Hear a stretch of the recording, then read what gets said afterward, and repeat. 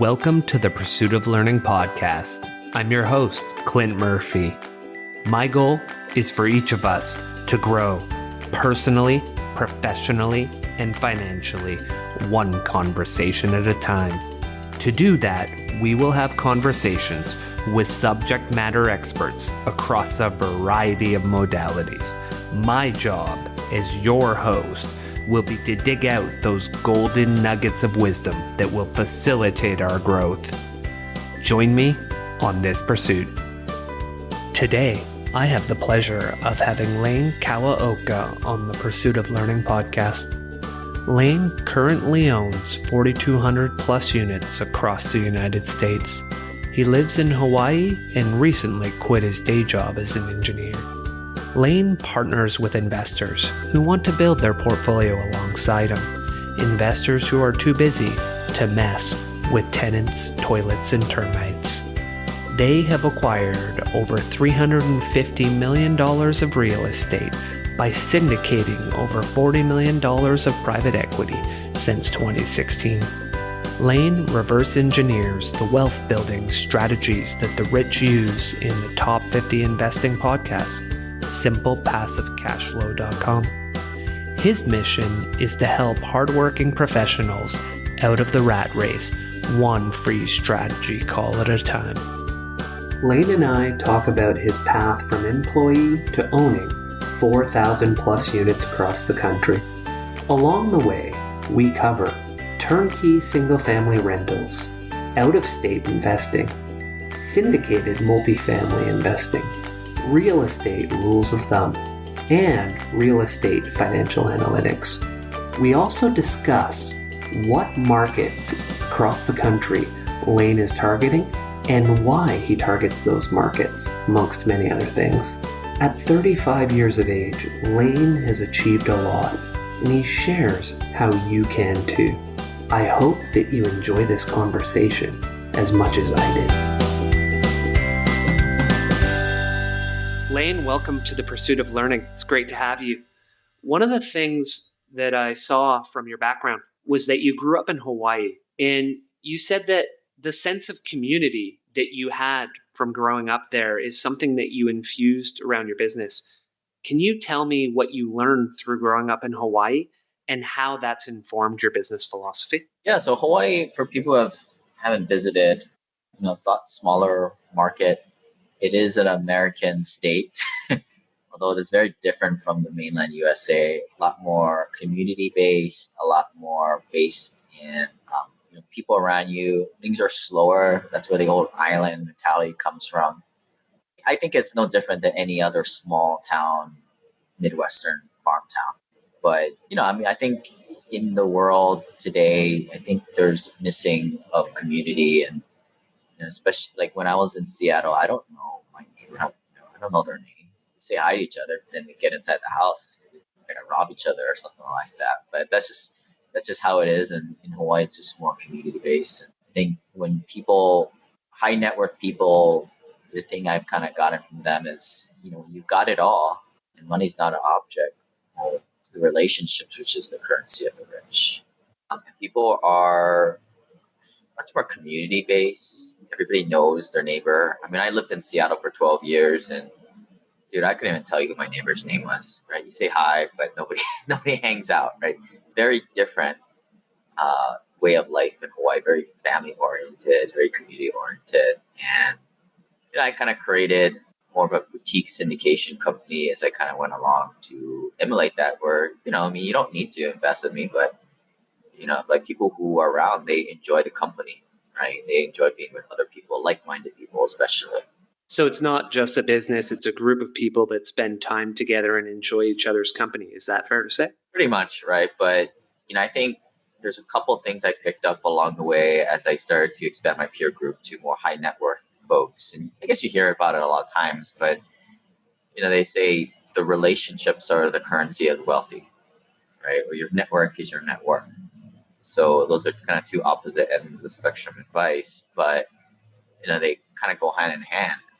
As you start to grow your network, as we'll kind of dig into it, syndication deals, private placements, or country club deals, you don't get opportunities unless you are in the cool kids club.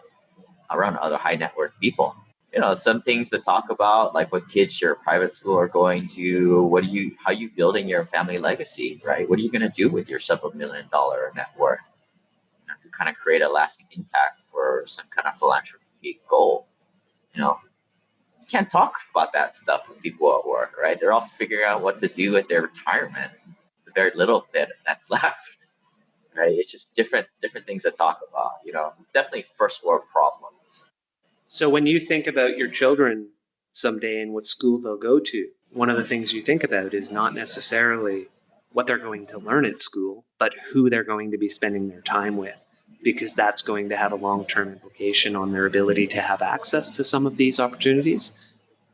Right. I mean, it's all the whole nature versus nurture thing, right? And school, I mean, I'm not a big fan of school, even though I've got, a master's degree and definitely a product of the system. But I don't think school is for everybody. I do think it's for most people, and that's why most people should have jobs. But I don't think it is for everybody. And so everybody's different. Everybody has a different skill set. Most people don't have a skill set that makes them unique, to be honest. And now that sounds a little glim, but that's why there's jobs, right? That's why most people should be working jobs.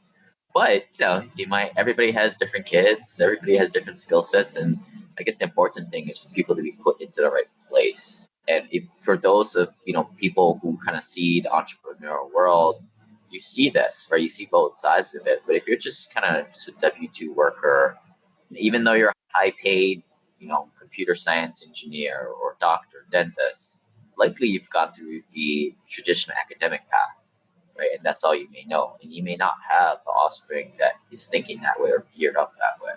That's right. And you said at one point you were a product of the system. So you left Hawaii, you went to Washington, and you did your bachelor's and your master's in engineering.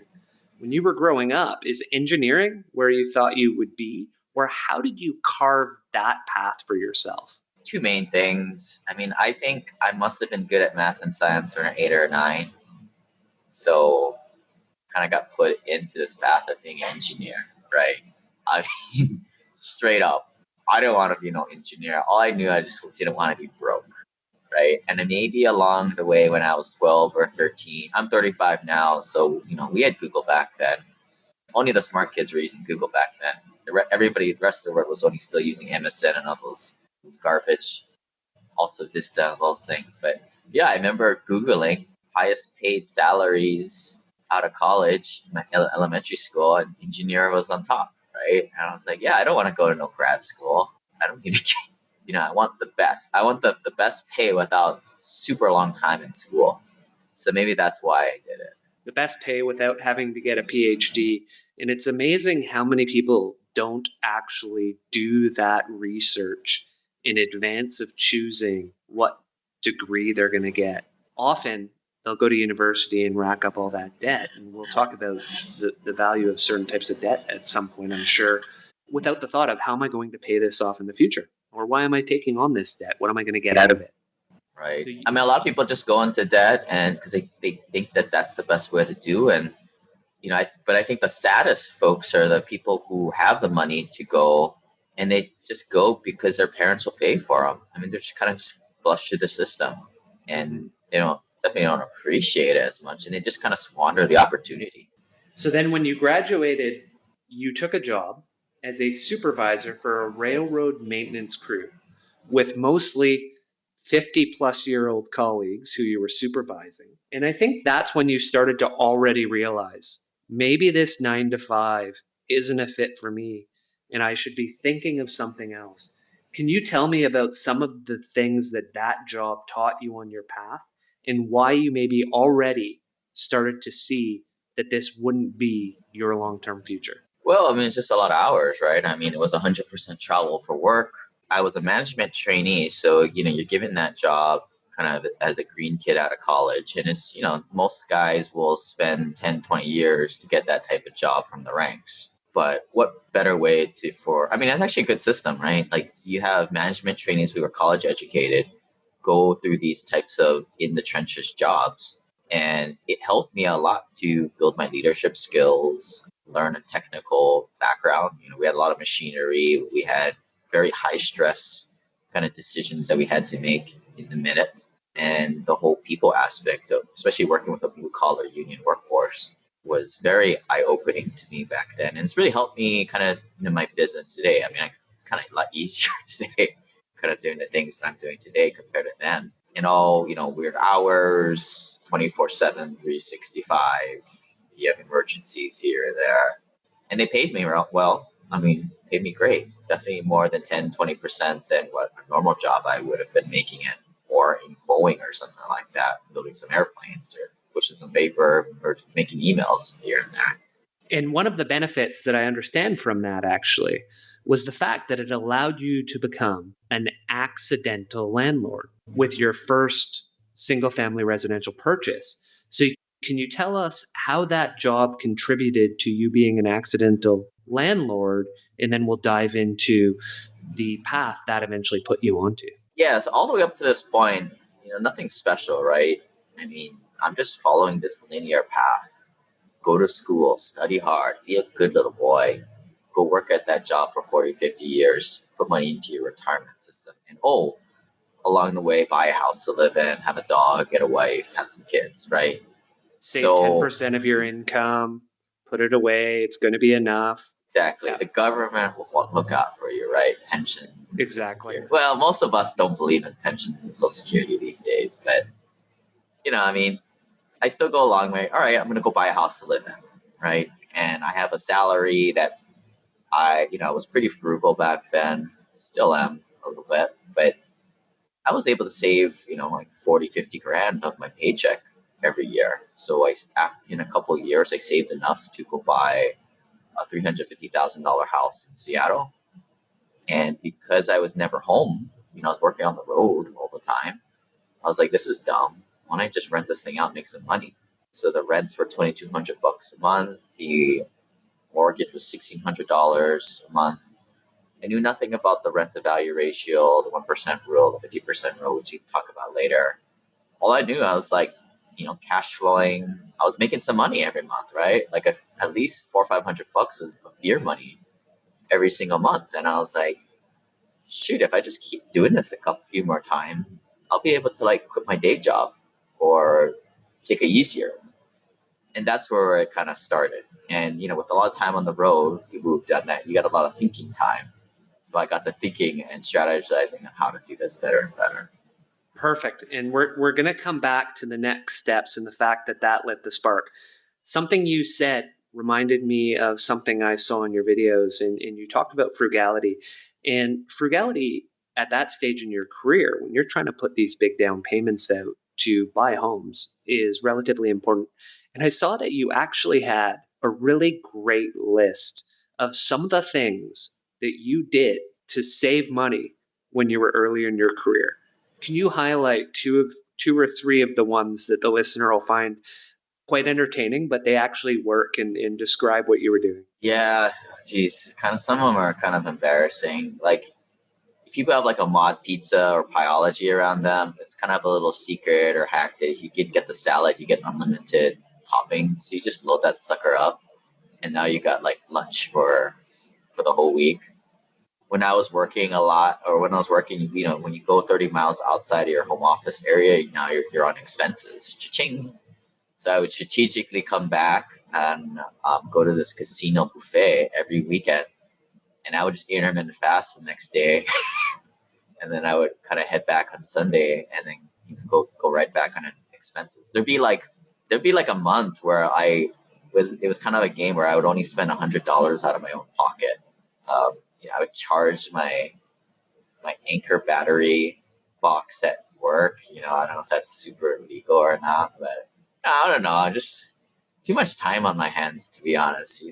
Time was not valuable back then for me. So I would screw around and do a lot of this type of stuff. And people can check out my whole laundry list of things at simplepassivecashflow.com/cheapo if you want some fun ideas there.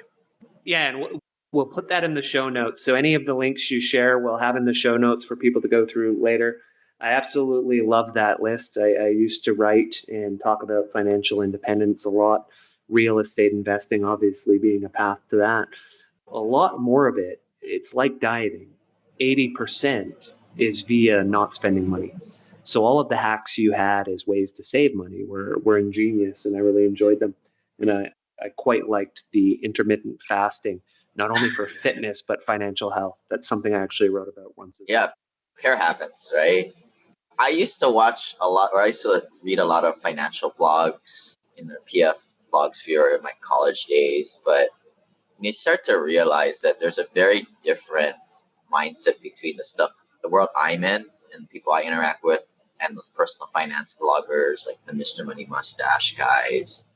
They're all into the $5 latte rule, right? Where if you don't drink your latte, you'll have $20,000 after the 5 years, right? And Yeah, they're very into index funds and retail investments, and that's the fundamental thing that I think that's wrong is the retail investments, but more so in the attitude, right? Like, if you kind of break down the frugality mindset, the lean fire mindset, it's all about like living less, right? It's like, I'm going to save up $1.2 million and live off of it for the rest of my life. I'm going to live like a hermit and never interact with anybody and help anybody, right? Like I definitely am in the fat fire category. And for those people who don't know, there's different layers of the FIRE, financial independence retirement stream. You kind of read some of these guys' blogs, it's kind of lame, right? They just save up $1.2 million.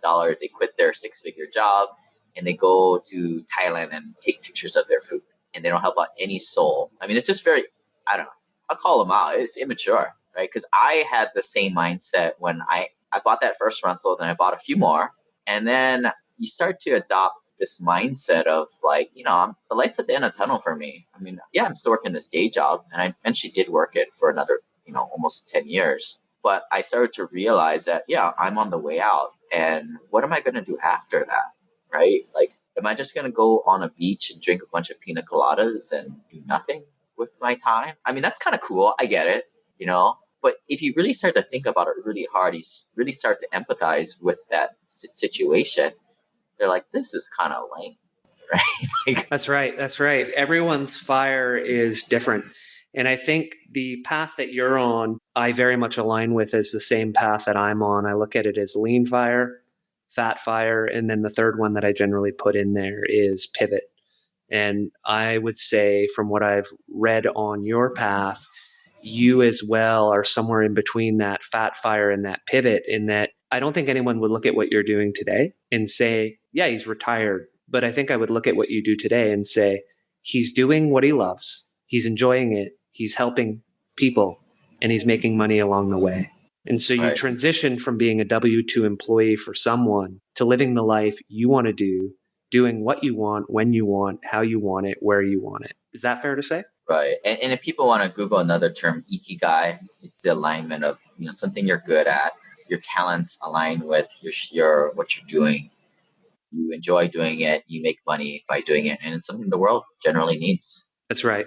I saw that at the end of one of your videos, and it's something I've shared with a lot of the people in one of my communities that I'm a part of, is finding that mix between passion, purpose, what you're good at, what people will pay you for. I think that's a great thing for people to look up.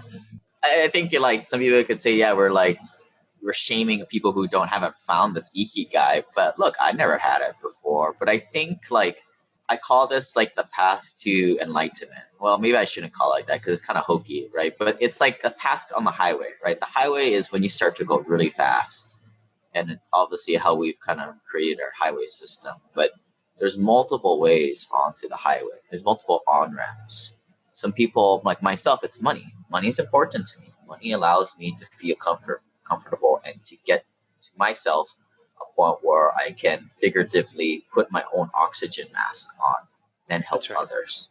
Now, some other people I notice, like, they're really into the Beachbody thing and they work out a lot, right? And that may be their on-ramp to kind of send the elevator back down for others. Now, however it is, I think, people find their on-ramp different ways, but I think that's that pivot, right, you're talking. And sometimes that comes later in life, because you may actually need to hit a certain level of financial independence before you're able to take that next step. And so I don't think it's shaming anyone to talk about that in the way we're talking about it, because we're not necessarily comparing someone else's journey to our journey, their point A to our point B, right? Everyone might be at a different spot on their journey, but the more they can learn about these things and understand that, the more that may be able to influence their future. Right. But now, I mean, now I will shame them a little bit, right? Like, because now today, like, I don't go into traffic. I don't go into downtown very often. I try and avoid that kind of stuff, right? I travel, I go out and do my things when I want. But, you know, when I'm driving around, I'm looking at the people, they're all kind of just going through autopilot, right? Just walking, and you know, they're wearing their business clothes, and it probably took them damn near 30 minutes, an hour to put that get up on, get in the car, get in the bus, and they're just maybe on a break, and they got to go back in, and they're building somebody else's dream in there. They're not, yeah, they might like their job, but I don't know. I mean, I don't think your life starts until you kind of start working for yourself. You get yourself up to FI status or retired, and then you're able to kind of do what you want, who you want, how you want. I mean, it's very similar to like people who went to college for the first time, right? Not near your house, but like kind of went far away. It's like when you go there, you can do anything. I mean, some people do anything, right? And they get themselves into trouble. But when you finally wake up and you're financially free, you're kind of like, uh-oh, what do I do? And it's hard because most people at that age, 30 to 50 years old, I mean, it's kind of, you've been trained so long to think, hey, this is your life between these gutter alleys, and you can only do these things. You know, you need to wake up at 8. You need to go in the car and drive to work every day. I would say you've probably, fair to say, you've been conditioned since you were approximately 5 years old to have that type of mentality. When the school systems were originally put in the way they were basically put in to train good factory workers. And so it's effectively what we all have been trained to do from the time we're in kindergarten until we're done university. And so to have that insight you had to say, wait a second, I don't want to go in and work for someone else from the time I wake up early in the morning till the end of the day, work long hours so that someone else can reap the rewards. You somewhat woke up from that system that you've been conditioned into. And luckily it started with that first single family home. So let's go back to there and say you had a realization, wait a second, I'm getting somewhere in the neighborhood of $600 a month into my jeans. Maybe I should do more of this. So take us on that path of how you started to continue to accumulate homes in the Seattle area. Yeah, so I mean, just to kind of break down the numbers a little bit, and this is what I was doing when I was working on the road. And yeah, you're in first class in the airplane, but that gets super old after a while. You know, just sitting there. I mean, like when I break down the numbers, I was making like 30-something% of my money, and they weren't even that great of a rental, right? When you include the mortgage pay down, you know, your tenant's paying down your mortgage. You're getting that equity buildup, just like you're paying off your own mortgage. You're getting that for free. You're getting that cash flow, right? That delta between all your income minus all your expenses. You're getting the tax benefits, and should the property appreciate, which typically real estate does, you're getting that at the leverage portion. So when you combine all that stuff. Can I pause you on a second for that one? Right, because you just mentioned something that I think a lot of listeners don't realize about real estate. They think of the cash flow as the sole source of income on a property. And you mentioned two other key aspects. One, principal pay down, and the other, the long-term appraisal increase. So just thought it might be worth having a little bit of an expansion on those three things so that the listener can understand as we go through the conversation how those three things may differ as we talk single family, multifamily, primary markets, tertiary markets, and they start to think about the moving pieces and how you might trade one for another. Well, I think tenants paying down your mortgage, right? They're making the PITA payment for you. And yeah, in the beginning of your amortization schedule, your interest is high. But a portion of that is your principal payment, which lowers how much you owe. So they're paying down your mortgage for you. So that essentially is money in your pocket. You can't tap it yet till you sell the asset or you do a refinance. but it's there, right? In addition to the obvious cash flow per month. And then, like you said, the property tends to appreciate. And remember, you're into this property leveraged with a great government subsidized Fannie Mae Freddie Mac loan. So if the property is going up, with you putting oftentimes maybe 20% down to capture them, all the appreciation. It's like you're making a deal with the bank, but the bank gets none of the equity, the upside too. But the bank's putting up most of the money.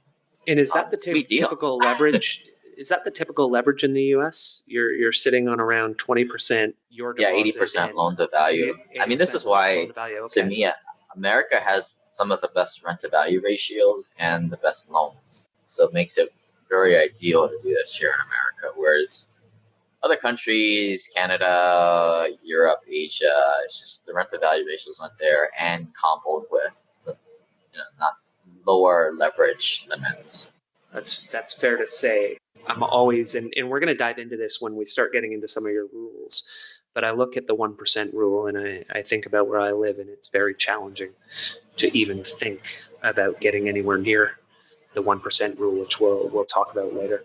So if we go back at this point, you've started to buy additional assets and you're starting to notice that there's a change in the cash flow attributes to those assets. Yeah, well, I guess prior to that, I mean, when you add up all the ways you're making money, I mean, I wasn't that great about doing this back then. I was kind of a newbie, but I was making 30-something% on my money every year. And, people want to go into the numbers with me. They can go on my website or my YouTube channel, simplepassivecashflow.com/returns, where I do it like a whiteboard example, break this down. Great. If you don't believe me, just go look it up. And so I was just sitting here and I'm like, why am I making 30-something% on this dinky rental that I don't think is even that great? And why is my stocks only making 8 to 10%? WTF, right? And as you kind of alluded to earlier, right, this is all a system, right? That's right. This is all like this system, the school system. I mean, yeah, maybe it's a little bit of a bad outlook on the whole thing, but nevertheless, the system is engineered to keep this all working. And when you start to realize all these mutual fund companies, all these Wall Street companies, they're creating retail investments that most people start to invest in because the 401k unlocked it for them. Right now, the average man can go and buy paper assets. But I think what people don't realize is a lot of times a good half to a third of their money is being taken away in hidden fees. Right? Forget about that expense ratio being 0.01. That's not the fees. The fees are hidden. Right? Again, how am I making 30% of my money when I'm really only getting 8 to 10% in a retail investment? Right? How else do we have all these skyscrapers? How else do they have all these, these Wall Street salaries? And that I became pissed off, right? Because that's not right. And that is how, people, hardworking people like my parents who have doctorates and master's degree, they go to their place of work their ass off, and hopefully retire in 50 years, right? And kind of foreshadowing what we'll talk about here, I mean, how is it that somebody can just go buy a handful of rental properties and retire in less than a decade? We can't have that happen because then nobody would work. That's right. Nobody would freaking do anything. Right? We can't have that happen. So you can see the reason why the collusion of this whole system, right? But yeah, that was the kind of the epiphany I came about, and I was like, I get it. I see how this world works. I'm just going to keep quietly buying more rental properties, and that's what I did. I bought a couple more units in Seattle. But this was around 2012. I started in 2009. Okay. 2012, I was going to buy another property, but this is where I just realized that sophisticated investors don't invest in primary markets like Seattle, California, Hawaii, New York, Boston, if they're investing for cash flow, because you're just not going to find the rent to value ratios needed to give a cash flow. And the rent to value ratio is found by taking the monthly rent divided by the purchase price. So $100,000 house that rents for $1,000, that's 1%. And again, we're looking for something 1% or higher. So 1% or higher is the target for the rent to value ratio. right? Because on that $1,000 rent house, if each of my fingers is $100, you're going to have to pay the professional third-party property manager because we're not landlords here. We're investors. Let them do the dirty work and take on all that liability and headaches and tenants, termites, and toilets. $100 is going to go to repairs. Things will break. Another $100 should go to some kind of slush fund that you save for CapEx breaks. Like you're going to have to replace the roof every 20 years or so, some HVAC breaking. And then you got to pay your principal, interest, taxes, insurance. That's the other part. So the leftover, maybe a couple $100 out of that is your cash flow. Okay. So this is where that 50% rule is. So like the rule is sort of a conservative, quick and dirty rule saying that take your monthly rent, just cut it in half. That is how much you should have left over to pay your principal, interest, taxes, insurance, your mortgage payment. That is your true cash flow. Just because your property rents for $1,000 and your mortgage is $500 doesn't mean you're cash flowing $500. But people can go to my website and get my free analyzer, kind of play around with the numbers themselves and kind of get a good feel for it. I think it's at simplepassivecashflow.com/analyzer. But yeah, you got to know your numbers. So we're going to dive into, you mentioned a couple key things right there, actually. Primary markets, the corollary where they do cash flow being tertiary markets. So can we start there and unpack that for people? Primary markets, you indicated California, New York, areas that you might call a metropolitan area. Yeah, cool places to live, right? Or in other words, too much dumb money there pushing prices. Hawaii is an example. Yeah, I live here in Hawaii, but I sure as heck don't buy out here. And so when I watched some of your past material, you talked about secondary markets and you talked about tertiary markets. Can you describe what those are for people and why you choose the ones you choose? Yeah, so secondary markets are kind of a shade under those primary markets in terms of population too. So, these are still, I would say 500,000 population kind of cities or couple million. They're big towns. These are places like Birmingham, Atlanta, Indianapolis, Kansas City, Memphis, Little Rock. These are large cities, but they're just not the sexy cool ones that attracts, people paying stupid prices for it. And then that third tier is tertiary markets. So these are at least, we try to stay to cities that are above 250,000 population. We want to be in towns or cities where it's a pretty diverse economy, as opposed to a little pull-down town with just that one meatpacking plant. The meatpacking plant packs up and goes out of business, you're screwed. Yeah, the whole town goes out of business with the single line of business that it had. One might look at Detroit, for example, where it only had for a period of time the automotive industry. And when that started to pack up, the values in Detroit dropped significantly. Right. So Detroit would be an example of a secondary market, but maybe not the best economically diverse markets. I think it's a little bit different today, but back then, certainly it wasn't. Some of these tertiary markets might be like a Huntsville, Alabama.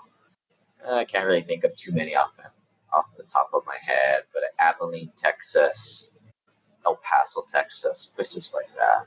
Gotcha. Okay. And so you tend to avoid more of those tertiary markets and focus on the bread and butter in the secondary markets. Well, depends. I mean, we try and stay to secondary and tertiary markets, but this is when, we're kind of going a layer deeper where more how good of a deal it is. And when we mean good of a deal is how low are the rents today to what we can push it to in the future, or we can fix it up to get it to it. And that's, for most passive investors or folks listening to here, that might be just minutia, right? But we fish in a pool of secondary and tertiary markets because for us, we want to at least be able to cash flow. But then, of course, we're fishing around 100,000 plus deals to find that one magical deal out there that has the great opportunity for rents.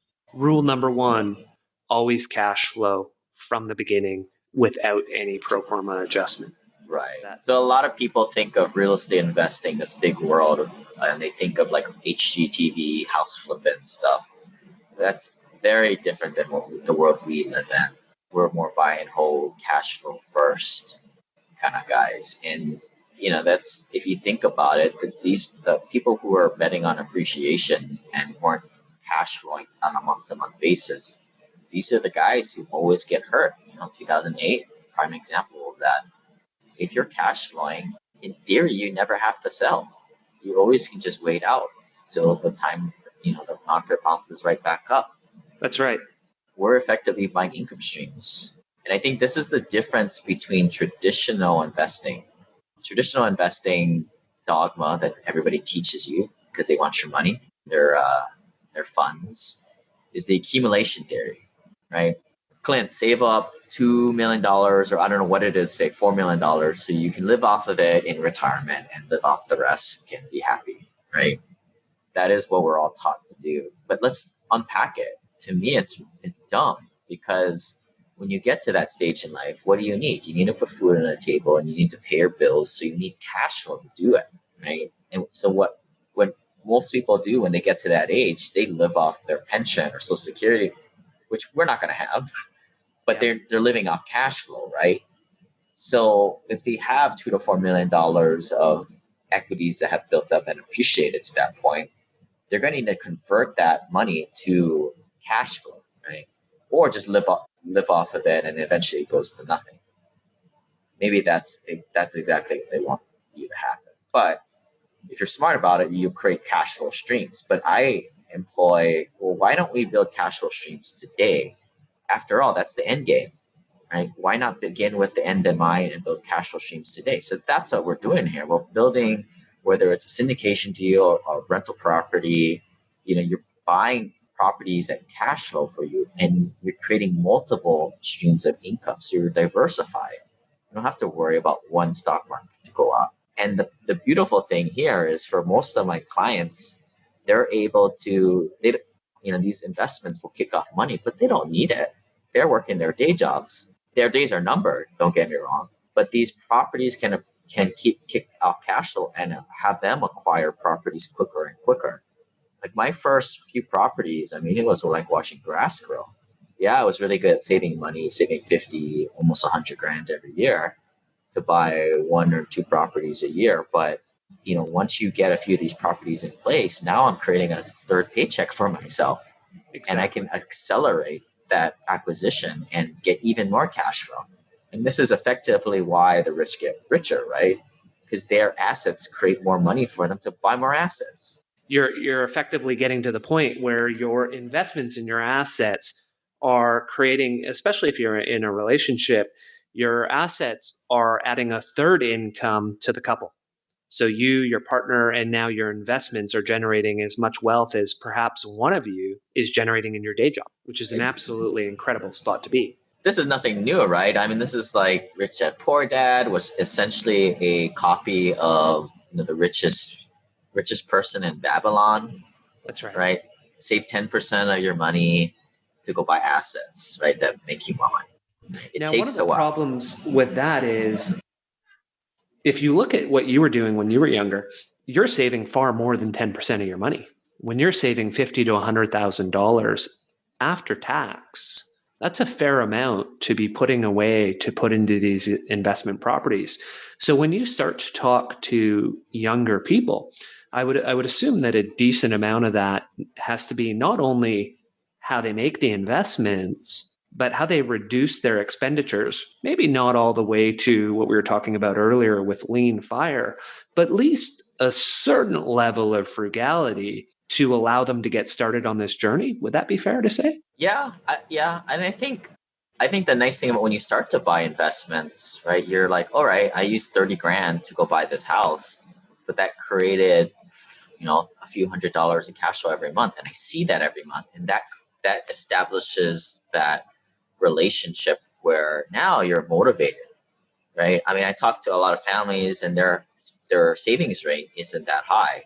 And I get it. I don't fault them for it, because why the hell would they want to save that money if it doesn't equate to anything on a monthly basis? Right? It's just like teaching. I think a lot of parents, they teach their kids about money, but I'm like, dude, you're just wasting. They don't care.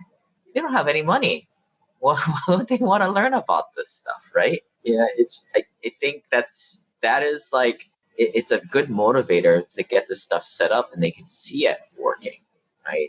As opposed to in a bank account making 0.01%. Yeah, and I don't think, Lane, that many people talk to their children about money. And I know with our sons, I started talking with them about money at a very early age, even to the point of my oldest son going for a walk and talking about, when he's at a college, if he goes there and he has his job. And I said, would you rather, if you have $20,000, would you rather spend that and have fun with your friends, or would you rather buy an apartment? He's like, well, what would happen with the apartment? And I explained the idea of leverage and said, now you're going to have more cash. And then in 2 or 3 years, you could buy another apartment. You can have that cash and you could eventually buy 3, buy 4. And he looked at me and he said, Dad, I'd rather buy apartments. And that was, he was probably 10 years old at the time. And so I was trying to get him started on this journey earlier.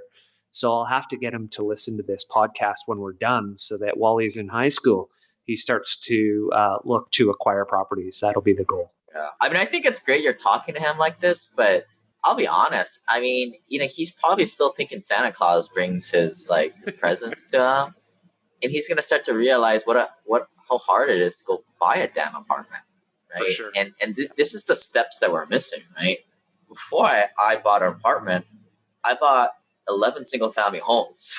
It took me 10 years, or it took me 6 years of doing this. And prior to that, I had to work for 2 years at a job I didn't like. And prior to that, I had to go to this school in Seattle where it rained every single day and study my ass off when all the other poli-sci majors were out there playing frisbee, right? These were all steps to get to here, and what most people will do, they'll give up. That's right. They will never even get to the rental property part. And I think I've seen parents do what you did, and I don't think it works, right? You're missing all these intermediate steps. I mean, it's great intentions, right?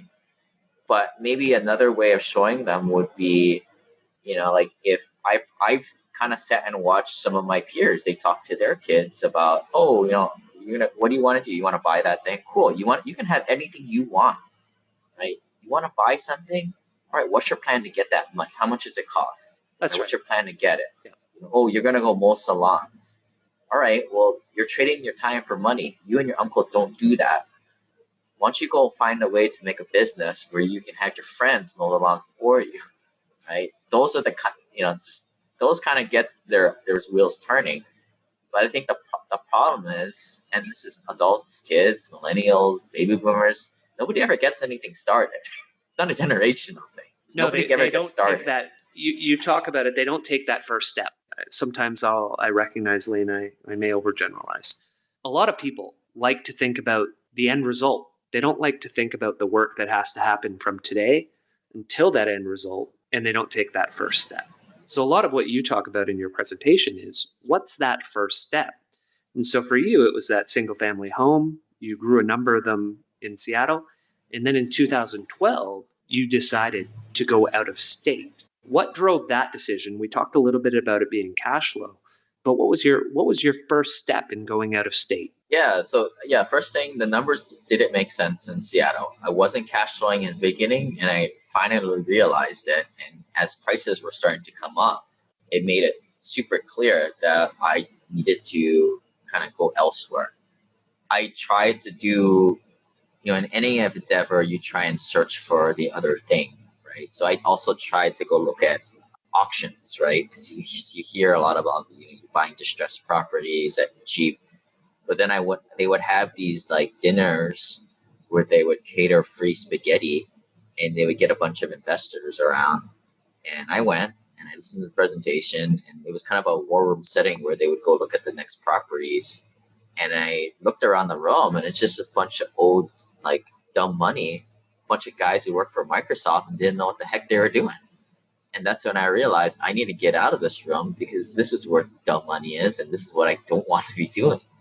So you got to try something, right? So I tried. I took a Hail Mary, and I was like, all right, I'm going to go buy one rental property. I'm not going to go visit it. It's not worth my time. See how it works. Got it. Found a few people to help me, a broker, a property manager, and tried it out, and it worked, right? It's proof of concept. So how did you find them? I think I just started to just randomly network. I found other investors that were doing the same thing, and I built kind of loose relationships with those people, which is probably the best I could have done back then. Today I rely heavily on my network, but back then when people were first starting, you weren't going to have that. So you're just going to kind of have to go on a limb. Hopefully they're not getting paid for referring you to anybody and just more in it for the money. But I kind of followed the breadcrumbs and I found a broker, I found a property manager, and kind of built the team up from there. And that first one, if I'm not mistaken, was in Birmingham? Yeah, it was, I think I bought it for like 60 or 70 grand and it rented for 850 a month. And this is a big culture shock for me, right? Like, I mean, I grew up in Hawaii, a primary market. I didn't know people lived in $100,000 houses. I didn't know that. But, that's how most of America lives, right? Like, we're the weird ones that lives in Vancouver, BC, Seattle, Los Angeles. We're crazy. That's for right. Paying these prices. And so at this point, you've now done Birmingham, proof of concept. It worked. It's cash flowing. Life's great again. And you start to expand out. Atlanta, Indianapolis. How are you choosing these locations as you go? I mean, you start to build a short list, right, of all these secondary markets with robust economies. And you kind of just refine the list with the people that you meet. Again, pure passive investors, not brokers trying to sell you deals. Because they're incentivized to have you buy. But yeah, after a while, you gotta kind of just pick a few markets and build the team there, and that's what I did. My vision was to get a few cities to cluster around, so I can concentrate my portfolio with a handful of property managers, maybe rise to the cream of the crop on their clientele list with maybe 5. I had 5 rentals in Atlanta with one guy, and make it a little more scalable, interacting with them. That was, just kind of rinse, wash, repeat, and keep buying cash flow at that point. And then around 2015, I had amassed 11 of these rental properties. Life was pretty good. I mean, I wasn't going to quit my job yet, right? Because with 11 rentals at a few $100 of cash flow each, that's maybe $3,000. Nothing to complain about. Yeah. But I don't know what American family can live off $3,000 of passive a month. I mean, most people have kind of that magic number of 10 grand passive a month. That's right. We're in a pretty good place. So just to give some people a little sense, we had property management company managing all the assets, but my job is to play asset manager. So when there's a big issue, they call me, and ultimately they're the ones who takes over it. But it's my job to ensure that as the owner, they're doing it in a cost-effective and timely manner. Mm-hmm. So just to give a little bit, 11 properties is a great sample size. I had maybe an eviction or 2 every year, some kind of big catastrophe that happened every quarter, like tree fell in the house or plumbing leak or something like that. No big deal. But no big deal, but those plumbing leaks always seem to happen. Yeah. It's like clockwork, right? You have 10 kids, guarantee 1 or 2 of them is going to go to jail, right? At some point, just a matter of happening. But yeah, to get to that magic number of 10 grand passive a month, I need 30 of these properties. And then now you're like, whoa. Now you're like, times that by 3, an eviction every other month, and some kind of big catastrophe every other week. And it's just like, whoa, I have to search and pivot for the next thing. And that's what I did. I started to look into I didn't know it was apartments, but that's where I went first. And I was just kind of searching because this obviously wasn't scalable to be the king of single family home investor, Lane. And this is where I stumbled upon the power of the network. I started to join different mastermind groups, paid ones, because that's really the only good ones. Things that are cheap, easy, free really never pan out. Are usually just a waste of time. So I started to get around high net worth, accredited investors, a lot of doctors, lawyers, engineers that were financially free and a little bit older than myself. And I started to listen, right? And it was finally I got around a group of people who were on the path and financially free, which is very different from what you'll find in your daily life, what your neighbor is doing, what your coworker is doing. Don't take any financial advice from anybody who's not financially free. It might even be a CPA or a lawyer. That's the way they still got their suckers with jobs, Yeah, I want to dive into this because I thought this was very, very important. So this is 2016 now. You're making good money in a day job. You have 11 single family homes that you're renting out, and you decide to make a very significant investment. I believe I saw it was in the neighborhood of $60,000. And the investment is in the most important thing you can invest in, which is yourself. So you have your mastermind groups, you have your paid learning. What are some of the greatest things you learned when you were doing that? I'll be honest, the education wasn't really that great. It's just a bunch of dinky videos. But the more important thing is it got me in the room with the right peers. And something can be said for spending money on it and you following through, right? Because now you're the idiot who spent all this money in it and just that go to waste, right? I was committed to kind of follow through and do it. So before I put down any money, I was kind of like, well, maybe I'll just be that guy with 30 or 50 houses. But boy, am I glad I did it, because I found this world of pure passive investing in syndications and private placements. And I realized that high net worth accredited investors invest in these types of opportunities where they're passive LP investors. But then it also opened up another world of all these cool tax strategies they do. Like, a lot of these big deals, they'll do cost segregations to extract way more tax benefits and get these passive activity losses, which they in turn, lower their ordinary income via a real estate professional status designation under taxes, and to pay little to no taxes, which creates the happy cycle even more, and then to invest more, to make more money, and then also employ different tax and legal strategies and infinite banking. And this is where I uncovered the secrets of the wealthy. Like, a lot of these things, they're kind of simple, right? Like Simple Passive Cashflow, it's very simple. But who does this stuff, right? Who doesn't buy their house to live in, right? Who doesn't do retirement? Well, none of these people are doing it. But all those poor suckers out there working day jobs, they're all doing these retirement funds and all this crazy stuff that I think it's crazy. But yeah, it's simple.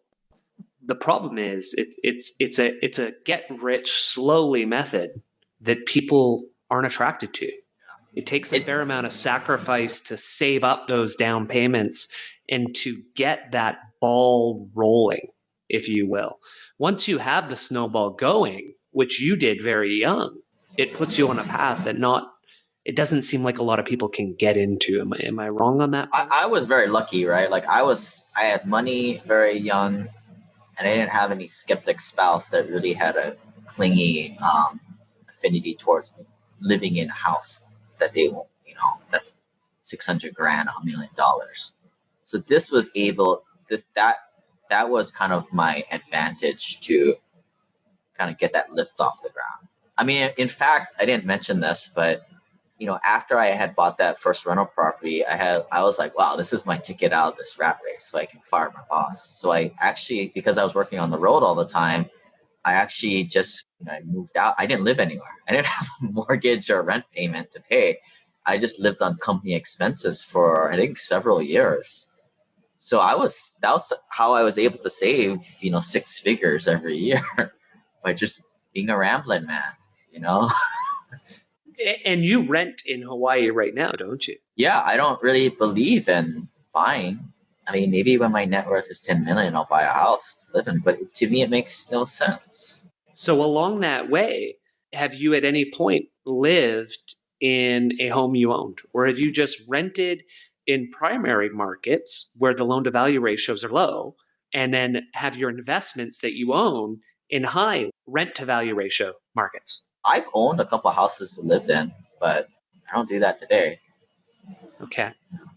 And another big thing that separates the wealthy from the average is their viewpoint on debt, right? Like we go into a lot of good debt, right? And good debt is defined as you're picking up an asset that puts more money, a lot more money than what the debt service is.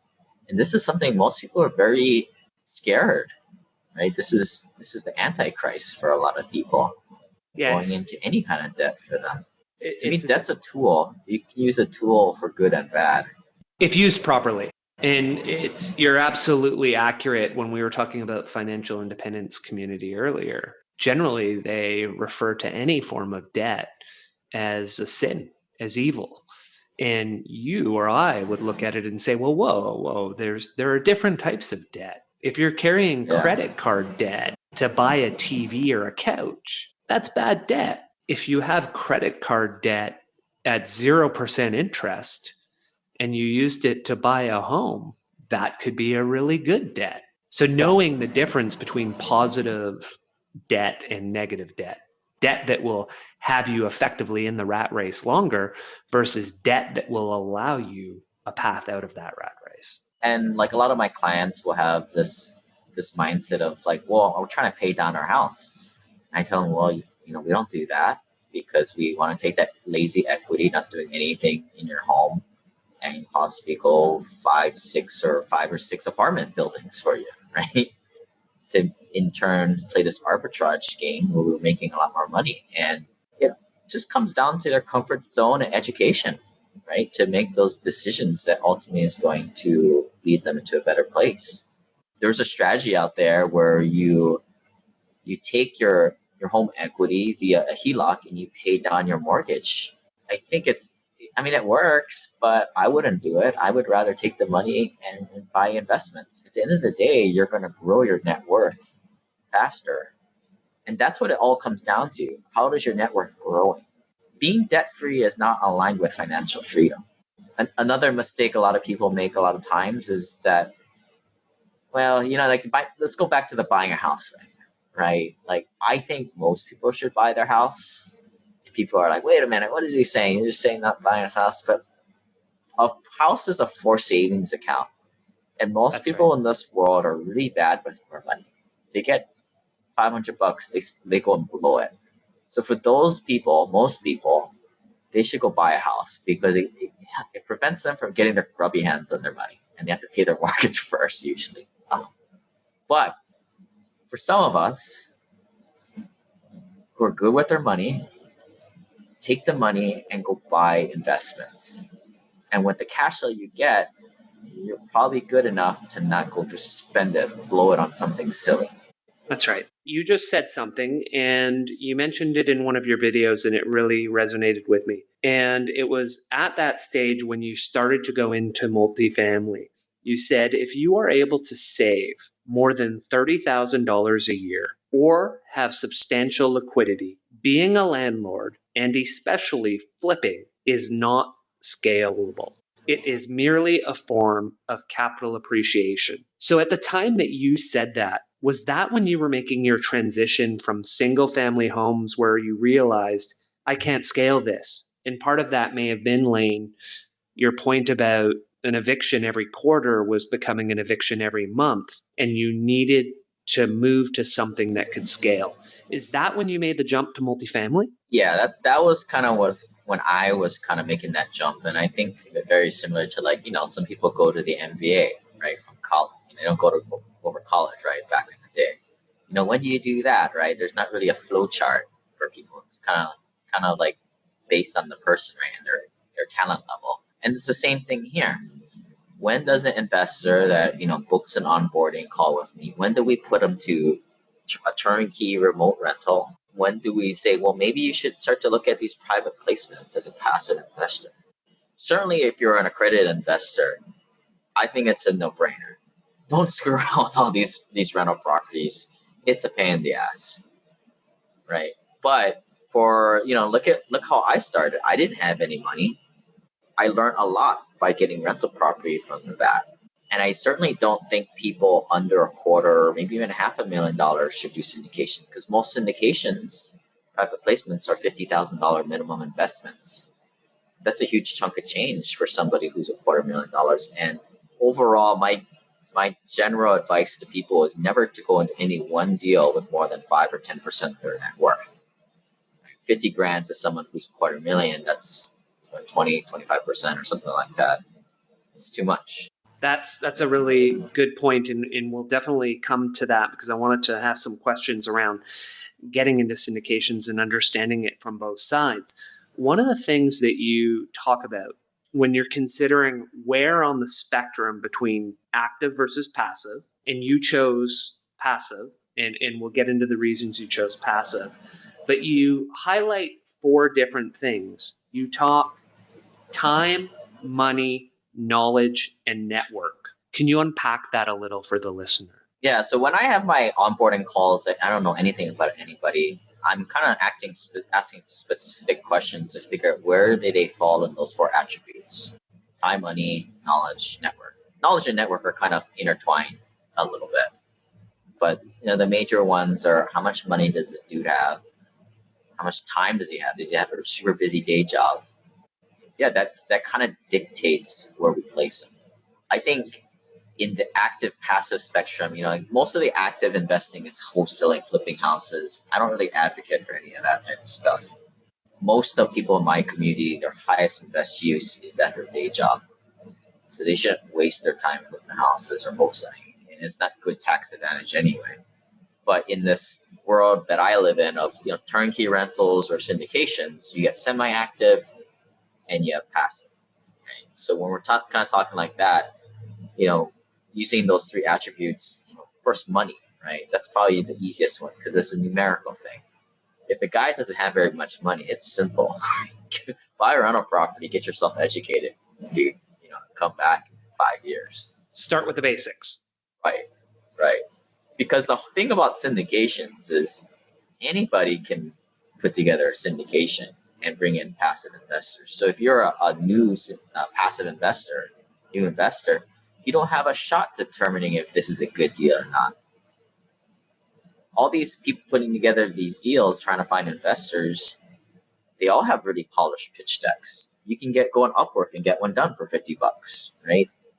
You can do a webinar, right? Everybody has a podcast today. Everybody has a book these days. This is real estate. It's a marketing business. Everybody makes themselves look really good. So if you don't have any basis in reality, you have not own rental property, or you don't have a good network, a peer group around you to help you to determine if this is a good investment for you, I think that's kind of dangerous. So learn from the turnkey rentals yourself so that when you ultimately do assess whether you want to invest in a syndicated deal down the road, you at least understand the basics. Right. But it's not necessary. I mean, and it may not be the right way of going about it, because the second big thing is how much time does this person have, right? That's right. Is this person to buy a rental property, even a turnkey one? I mean, it's going to take you at least 6 months of work, putting in 4 hours a week just to learn some stuff. I mean, I think that's why people join our little incubator group, because it greatly decreases the time, the learning curve, right? But you're paying money for that, right? But if you were to do it yourself, I mean, you're talking 4 hours a week for 6 months. They kind of get yourself up to a point where you're prudently, placing $30,000 to buy $100,000 house. I think any less than that would be irresponsible, just kind of putting up a prayer. But if somebody had a handful of kids, they're already super, they're working 50, 60 hours a week, it probably would be better just to kind of take that chance and be a syndication investor potentially. I would still advocate for them to try get as far along the road of buying a rental property, because trying to do that, they would learn type of stuff, right? It wouldn't be like, you learn, go 4 years to college, you don't get the degree, it was a waste of time. No, this is all helpful, right? Can you explain to the listener what a turnkey rental is, just for those who might not know? Yeah, so turnkey rental means a lot of different things, but ideally what it is there's a house flipper out there that picks up a distressed property and fixes up all the major components, the electrical, the plumbing, the new HVAC, new paint, puts in hardware that's heavy duty, right? Better floors are more durable. Maybe they're not the nicest, we're not talking stainless steel here, but it's good rental grade type of stuff. And sometimes they'll even put a tenant in there for you, and sometimes even manage it for you. So it'll be a true turnkey experience. But essentially what I mean turnkey, it's, it's a good bones, right? Got a good property. And maybe I usually advocate for my students to go find a third-party property manager and have them put a person in there for you at that point. So they can kind of take the reins from the builder or the house flipper. And so effectively you can turn the key, open the door, and it's ready to go. Yeah. And it's kind of like, it's kind of like a rental property with training wheels. There you go. You're paying a little bit extra for it, right? You're definitely paying retail price, but I think even paying retail price, you're still doing 2 or 3 times better than what you'd probably be getting in the stock market. So can you tell the listeners how a syndicated deal works from the syndicator's perspective and from the investor's perspective? Yeah, so syndicator's perspective, the syndicator is more of an experienced investor. They've been around the block. Ideally, you want to find a syndicator that this is their full-time day job. They're a professional, right? They're not some IT worker doing this on the side, right? Trying to find something that allows them to quit their day job, right? Like, they are professionals and they have networks and relationships in place with brokers or property sources to find the best deals out there. So, I mean, probably go through like several hundred to 1,000 to find that one deal that makes sense. So they're going out, they're finding the deal. They're even putting the debt in their own name. So none of it goes into the passive investor's name. And these need sponsors, syndicators, operators, what they call it, all different words, but it means sort of the same thing. They're going out and they're kind of putting a business plan together. Maybe they're doing a little bit of rehab to bump the rents up $100, and then ultimately then they have to go and come up with the CapEx money and down payment money and cash reserves, which they raise from passive investors. And that's the point where the passive investors come in. And the analogy I like to use is like an airplane. In the cockpit, you have the general partners, which is that person finding around the deals. And this can be a team of people also. And oftentimes it is sort of a team sport. But the passive investors come in the plane, normally $50,000 minimum. So they board the plane and they go to sleep. And the nice thing with this analogy, they're all aligned, right? If the general partners crash the plane, well, they died too, right? In this figurative example. And when you're looking at the general partner, is there usually a promote built into the structure? That's correct. They're not doing it for free. Nobody does anything for free, nor would you want them to. That's right. There's usually some kind of fee structure, some kind of acquisition fee or asset management fee, and or a carried interest. So, for example, it might be like they take 20% of all the profits, right? Where the passive investors get 80%. And this is where there's no one split that is average, right? I mean, it ranges, and this is the private placement world. It's sort of the Wild Wild West.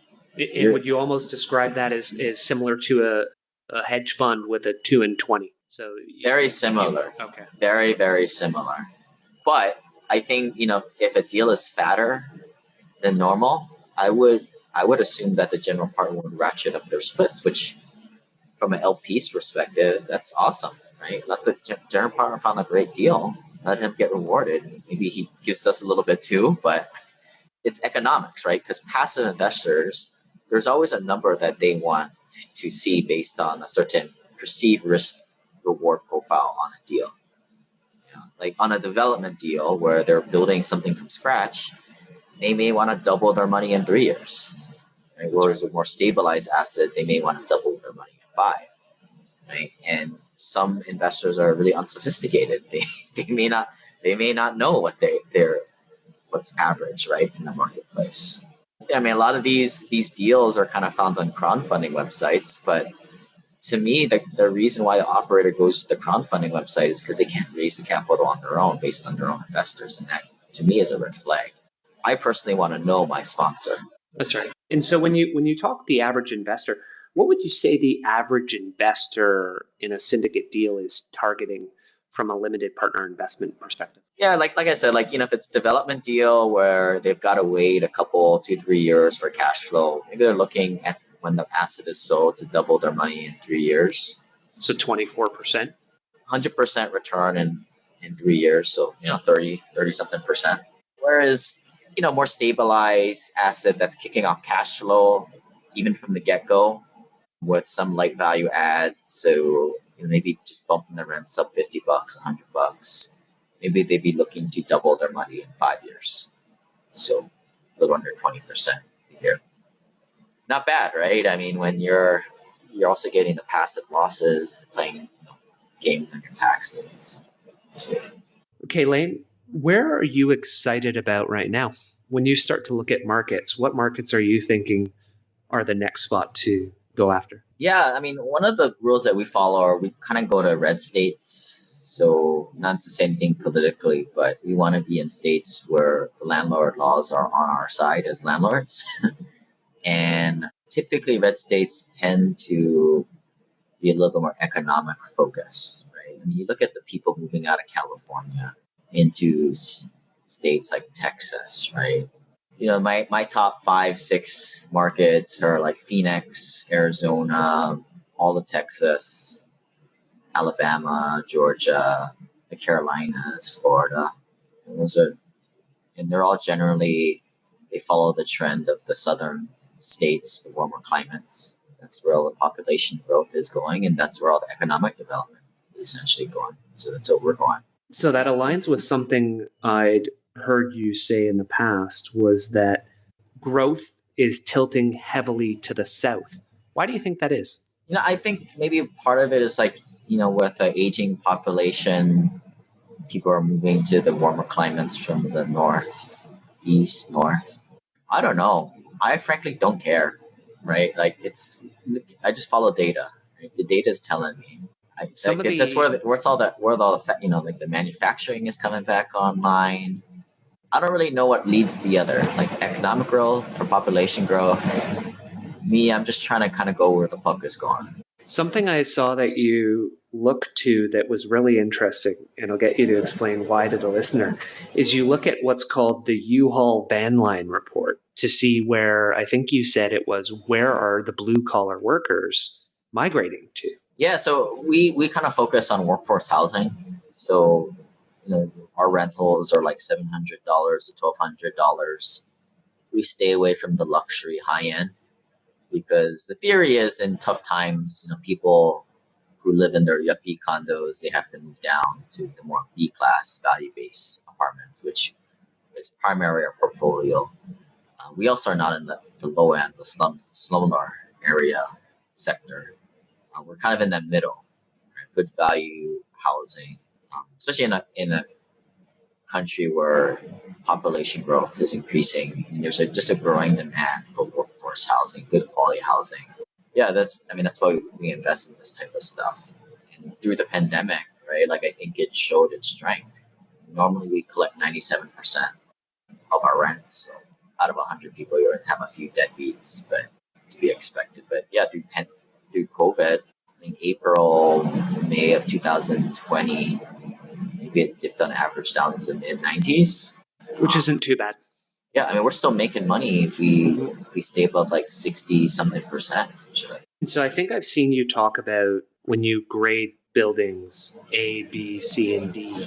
Can you give the listeners a quick description of how you would differentiate between those four? And what I think I heard was when the market's moving up, people who are in a D building may move to a C, C's move to a B, B's may move to an A. And in a recession, your A's go back to a B, go back to a C, C's to a D, which means if you're always in that B and C grade building, in an up market, you should have people. And in a down market, you're somewhat recession proofing yourself because your A's will come down to your B and C buildings. So can you tell the listener about those B and C and A and D buildings? Yeah, I mean, essentially we're trying to stay in the middle of the bell curve.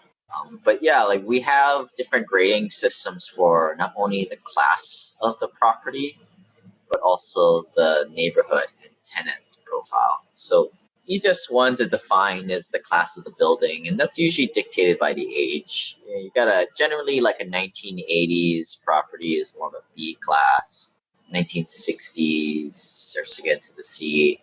Yeah, I think it helps once investors come on our tours and we kind of pointed out what it is. That one's simple. The one that is harder for people to grasp is the tenant profile and the location grade. So A class is, nice, right? It's where we most all of want to us live there. We all want to live there. Class B is a mixture of white and blue collar. It's generally safe. You maybe don't want to run around at nighttime. And then Class C is rougher. You may want to kind of, whatever you're doing, get in, get out during the daytime. Class D and F are more war zone type of properties. You don't buy stuff in those kind of areas. But, not to be sexist or anything like that, but a young female can go running or jogging at nighttime in an A class. She might be able to only do that in the B class neighborhood during the daytime. She probably shouldn't hang out in a Class C area. It's a good way to understand it. And so would it be fair to say you're targeting B and C buildings in A and B neighborhoods? Yeah, because we can't do anything about the buildings. And most times our business plan is to improve the building, right? So we're trying to make it better, but we can't really do much with the location. In some of our 300 unit apartments, we have a little more flexibility to change the complexion of the community. But for the most part, the location is what it is. And can we talk a little bit about, because I think one of the fundamental concepts with being a landlord is understanding how pennies can become dollars when you look at cap rates. And so when you talk about improving the buildings and how small changes that may not seem large become massive when you think about the cap rate effect and when you think about the leverage effect. So can you maybe educate the listener on how cap rates work and how we use cap rates income properties, and then how that even compounds further when you look at the leverage aspect of it? Yeah, so I think when people buy houses, single family homes, anything under 4 units, it's evaluated on the comp approach, comparable sales. What are the properties sell for around that subject property, which is subjective and emotional, and why I don't like it. It goes up and down. Commercial properties contrast by the price is evaluated by the net operating income approach. So if you can control your net operating income, you can effectively change the price of your property, the market price. The net operating income, which we refer to as NOI, is your income, which is basically your rents minus all your expenses. So you have 2 levers there. If you increase the rents or it decreases, you can play around with the NOI. Or if you increase expenses or decrease your expenses, you can change it.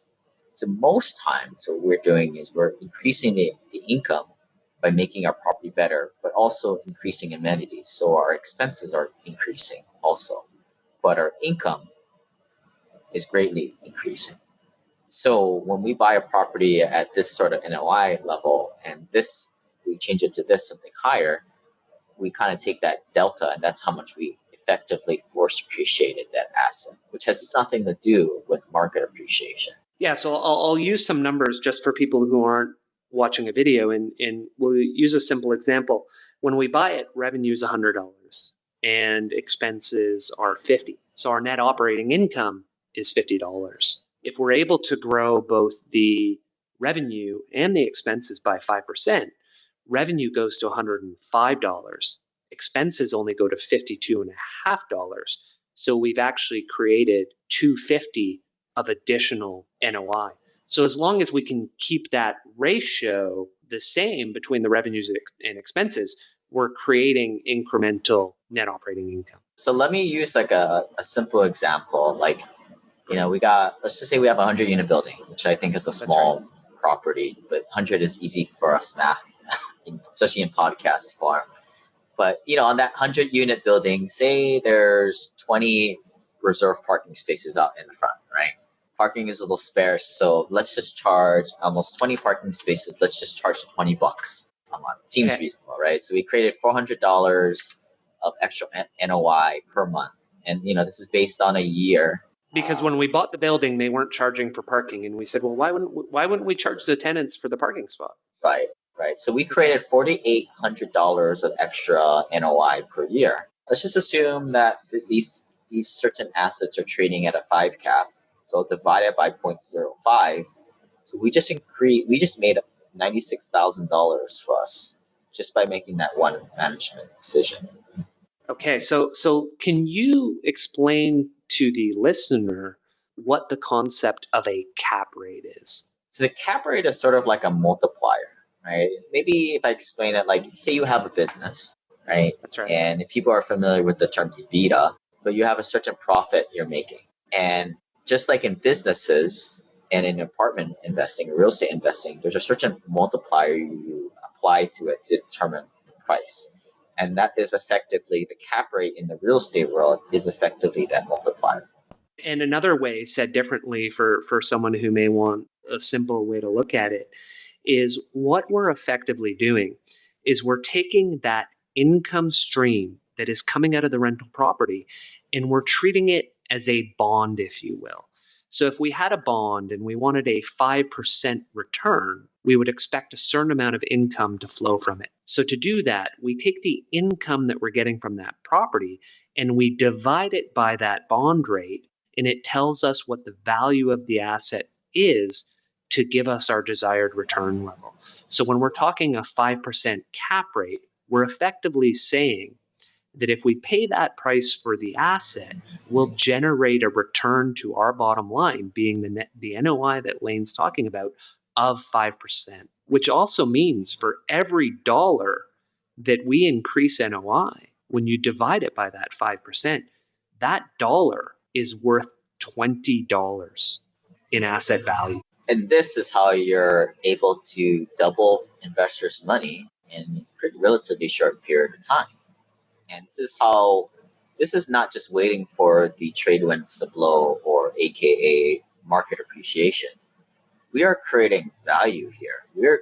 And the value that we're creating is better living conditions for our tenants, who in turn pay more money for that. This isn't a buy low, sell high kind of thing. We are taking our own fate in our own hands, force appreciating this asset and creating value and then extracting that value via refinance or just selling the asset. And this is how we make money. This is not a tricks and game, buy something on Amazon for this price, sell it for this. No, we are truly adding value. And I think this is a fundamental difference that I see a lot of people not understanding is for people who really create wealth for themselves, it's because they created value, not some gain. Absolutely, Lane. I love it. Thank you very much. I'd like to now just maybe pivot to a few questions that I like to ask all of my guests that are a little bit different than real estate. We've focused up till now on a lot of positive things that have happened on your journey. Can you tell us about a time that you failed, but it was a great lesson for you? Yeah, I've actually made this mistake a couple times, investing with the wrong person. Okay. Like I said, these syndication deals are great until you invest with the wrong person. It's kind of like going on the roulette wheel, hitting that double diamond, and the house just takes your money, right? The lesson learned is now I have a sort of a process, and I kind of call this the gold standard of investing. You're not going to know all the people you're working with at first, but my ideal is I don't invest with anybody or partner with anybody unless I have somebody that I truly trust, which is an pre-existing organic relationship that has invested with them in the past and can kind of sign off and co-sign on their validity track record, right? Because before I just, who do you know? Oh, I know this guy, I know Bob, right? Bob's cool. All right, let me go invest in Bob, right? But that's not the gold standard. The gold standard is, friend that I knew a long time that I trust, that doesn't have any dog in the fight or getting any referral fee. Do you have $50,000 with this gentleman? Oh, you don't? Well, how the heck do you know then? So you're using the degrees of separation to say, I may not know Ted, but I know Ellen, and Ellen is someone I trust, and she's invested $50,000 with Ted multiple times, so I can trust Ted. Right. Okay. That makes a lot of sense. What is something that you struggle with or are challenged by on a day-to-day basis? I'm just probably just trying to get everything done in a day, just like anybody else, right? But that's been my case since the beginning of time, and I'm sure everybody deals with that, right? But I do notice, these days, I would waste a lot of time. If you would have found me 5 years ago, I would waste a lot of time doing a lot of silly things, playing around my net worth spreadsheet. That's a waste of time. forecasting it out 10 to 20 years and Yeah, seeing where you'll end up. Well, just go make yourself end up there. Don't spend all the time thinking about it. I would spend a lot of time doing that. Maybe a couple hours every weekend doing something, screwing around my spreadsheets. Today is different. I just got a Google Keep, and that's how much money was going in this month. And these are some big bills I'm expecting. It's done. It's simple. I'm actually hopefully I'm creating value, right? That's where I'm kind of turning my money into. Is this value add? Do I really need to be doing this? I love where you are at 35 years old and you're still feeling like you've wasted a lot of your time along the way. That's pretty incredible. See where it goes. So flip the coin. What is something that comes easy to you that other people struggle with? I think I execute. I am more on the side of, getting things done than being perfectionist, which allows projects to move forward, especially if I have the right people around me, the teammates, to get it, the things that I'm not equipped to do done. I think that is something that has contributed to my success. Good enough for government work, right? For some things. I think not enough people realize the importance of just starting. And so you talked a bit about this earlier, and I've seen you talk about it in some of your videos, is if you're waiting for perfection, you're never going to start. Sometimes you need to just start and figure it out along the way. So it's excellent that you've been able to do that throughout your career. I mean, most people it's just subconsciously procrastinating because they don't want to step up to bat. They don't want to take action because they could fail. It's like, yeah, you could fail. But, when you're investing for cash flow, how bad can it be? Right? And if you never start, you always fail. Right. So last question for me is, when you are operating at your absolute best, what habits, routines, or practices are you following on a daily basis, weekly basis, monthly basis, etc.? I think I'm just kind of working down my list of things I need to do. It's a little chaotic, but I think I subscribe to the theory that successful people are able to ratchet up intensity, and maybe they don't work that long. Maybe they do. I mean, I work 10, 12 hours a day, but the key is I'm able to hold on to a level of intensity that gets things over the finish line. Multiple things. And there's something key there. How do you hold that level of intensity on an ongoing basis while maintaining your health and sanity? I mean, I work out a lot. I do CrossFit. It's short. It's quick. I try and get my 7-8 hours of sleep. Try and eat well. Work out. I think that the health is a big part of it, because if you're not able to function, you're not going to be able to physically hit that mental intensity level that you're going to need to get things done. What do you do to maintain your mental health? Are there any practices that you do there? I don't know. I probably should get better at this. I mean, that's the danger, right, of like high intensity people, is they burn out. That's right. I don't know. I mean, just try and sleep. I try not to get kooky. Trying to work out, try to eat good things, right? Yeah, you just listed a lot of things that you necessarily may not have thought about when I first asked the question. But you said you eat well, you exercise, you sleep 7 to 8 hours a night. Right there, you're probably doing 3 things that the 80% of the population doesn't do. So those may be some keys to helping you continue to operate at such a high intensity. Well, it's just simple, right? I mean, the simple things. It's not like one thing that I have like a float tank in my house or something like that, right? It's the basics. I try not to operate at 99% all the time, right? Absolutely. As a CrossFitter, you probably have heard of Matt Fraser. Yeah. Hard work pays off. Yeah, and I heard Matt on a podcast, and he said a lot of people ask him, because you may not remember that when he originally started competing in the CrossFit Games, he was doing a double major in engineering and business at the same time, and he was still on the podium. And when they asked him how he did that, he said, it's simple. It's really, really simple. It isn't easy, but it's simple. I take everything in life that isn't contributing to my goals, and I cut it the F out. Yeah, that's exact. Actually, that is, I don't think it was him. It might have been Dave Castro, but I think that's where I got the term simple from, Simple Passive Cashflow. That's where I came up with that term. It actually was that Greg Glassman guy who people don't like anymore. But yeah, he's gone. he had the quote. Well, we'll turn it into the Matt Fraser quote, but it was the same quote. It was, things aren't easy, but they're very simple. Simple That's Passive right. Cashflow. I'm sure I had a t-shirt like that, but yeah.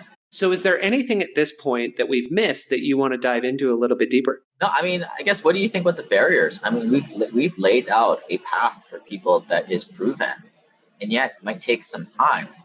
But what do you think are the barriers that people aren't just going to get that? You know, people listen to podcasts. It's notorious. I don't listen to podcasts these days, but I see a lot of people. They listen and they get this warm and fuzzy feeling, and they appease that need for growth, but they don't do anything. Yeah, I'd say there's a number of things that are there.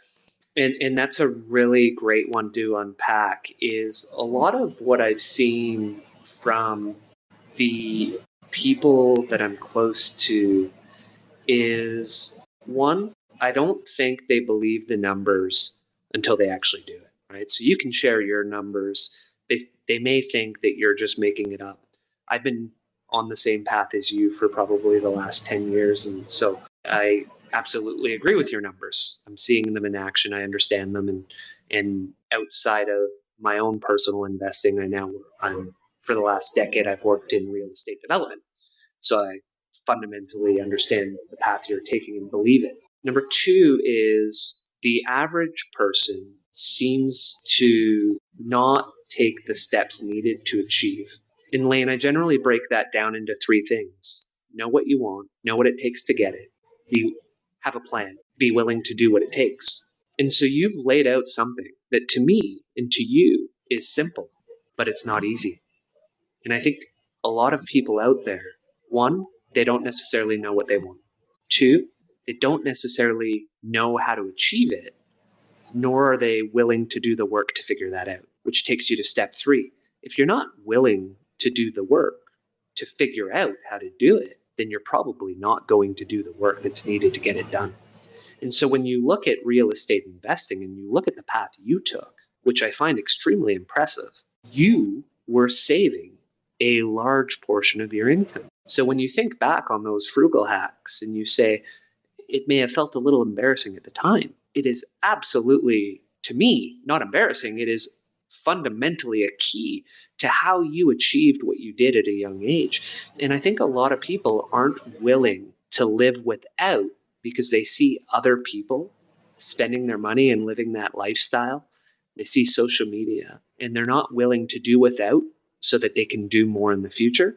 And so those are a few of the fundamental reasons that jump out to me.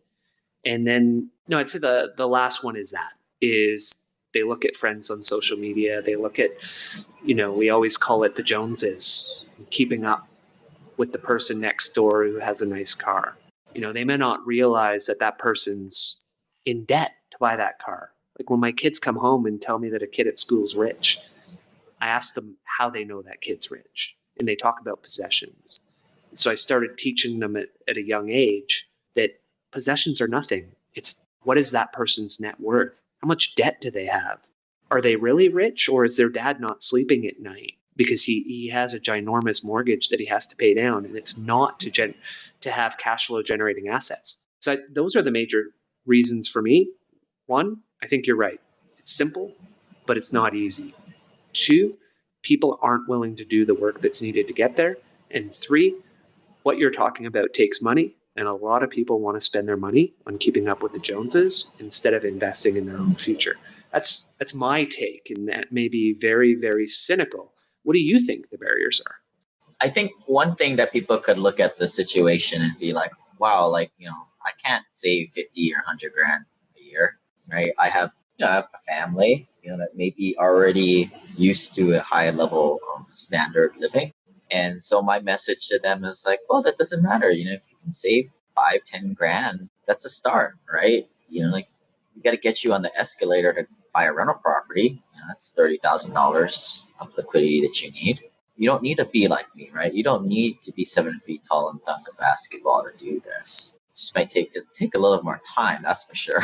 But anybody can do it. And we're not asking people to go out and go buy 4,200 units this next year, right? It might just be buy a rental property this year or the next 3 years, right? And we're not asking you to withdraw all your retirement funds, right? Let's get proof of concept, right? And I think that's when I look into the eyes of people, and they'll never tell me what the real reason is because we're adults and we always have layers to our onion and we never reveal what's the true meaning. I try and like create the goal like very attainable and kind of keep it moderate. But at the end of the day, it's people just are unable to get out of their comfort zones, right? But if I can kind of lower that barrier to, hey, we're just trying to buy one, right? Just trying to see if it's going to work, right? I think that's ultimately like my job these days is not really, all the strategies are kind of simple, but how do I get people on the path? How do I get them on the on-ramp, the highway?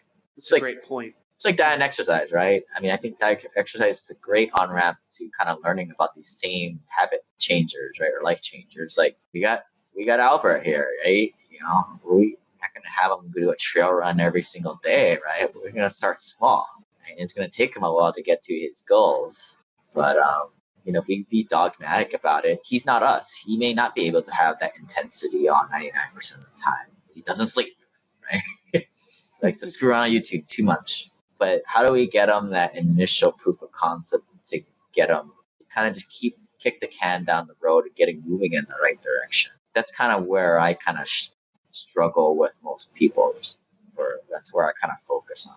If people there's two people in this world, like people who are willing to kind of just make small progress and large progress too. But then there's people who are unwilling because they have some kind of limiting belief that they think that that's not for them or it's all fake, right? But really it's potentially somebody who, maybe they've fallen for a scam before, right? This kind of stuff does sound a little bit too good to be true, I get it. But maybe they just don't think that this is for them because they were told that they have to go to school and work at that job for 40, 50 years. That's what their thing is. I don't know.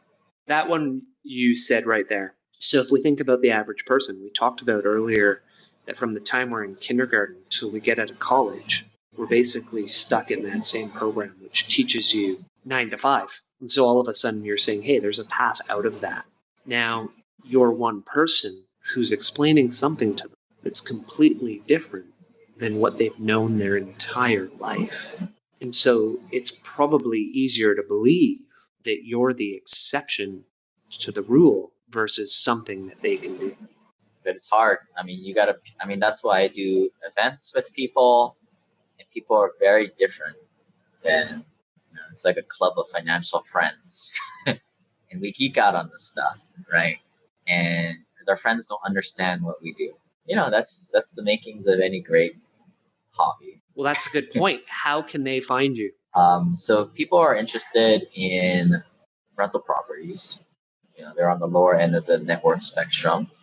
My suggestion would be going to my podcast, Simple Passive Cashflow, Passive Investing, and definitely focus in on the beginning podcasts, at least 12 of the first 12, because back then, 2016, when I first made the podcast, the goal was that how do you get a rental property? Where do you go, right? What are you looking for? How do you do the numbers? All the stuff we kind of talked about today.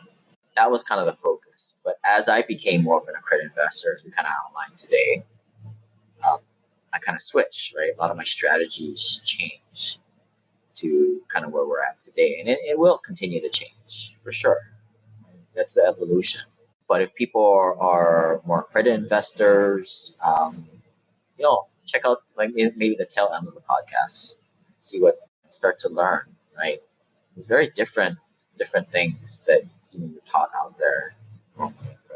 Yeah, check out the podcast. SimplePassiveCashflow.com is the URL. My email address is lane@simplepassivecashflow.com. And thanks for having me, Clint. Great. Thank you, Lane.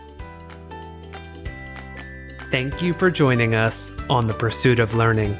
Make sure to hit the subscribe button and head over to our website, thepursuitoflearning.com, where you will find our show notes, transcripts, and more. If you like what you see, sign up for our mailing list. Until next time, your host in learning, Clint Murphy.